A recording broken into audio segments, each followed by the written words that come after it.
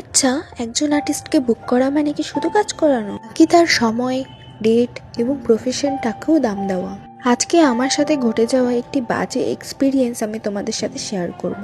আর এটা শুধু আমার একার না, অনেক আর্টিস্টের সাথেই এমনটা হয়। একজন ক্লায়েন্ট প্রায় 3 মাস আগে তার ব্রাইডাল মেহেন্দির জন্য আমাকে বুক করেছিল। ডেটও ফিক্স হয় এবং অ্যাডভান্স পেমেন্টও করা হয়, কিন্তু মেহেন্দির ডেটের আগের দিন সে আমাকে কল করে এবং বলে যে সে আমাকে ক্যান্সেল করতে চায়, কারণ তার পাশের বাড়ির এক মেয়ে নাকি তাকে 500 টাকায় ফুল হ্যান্ড মেহেন্দি পরিয়ে দেবে।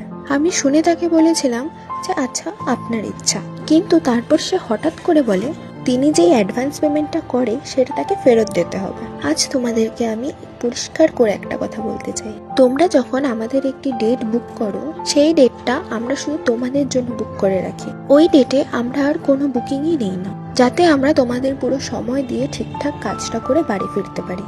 এটাই অ্যাডভান্স পেমেন্টের মানে। সব ক্লায়েন্ট খারাপ হয় না, এবং সত্যি বলতে আমার কোনো ক্লায়েন্টই আমার সাথে কোনোদিনও কোনো বাজে ব্যবহার করেনি। কিন্তু কিছু কিছু মানুষ আছে যারা তোমার দিনটা নষ্ট করবে আর শেষে এমন আচরণ করবে যে কিছু বলারই থাকে না।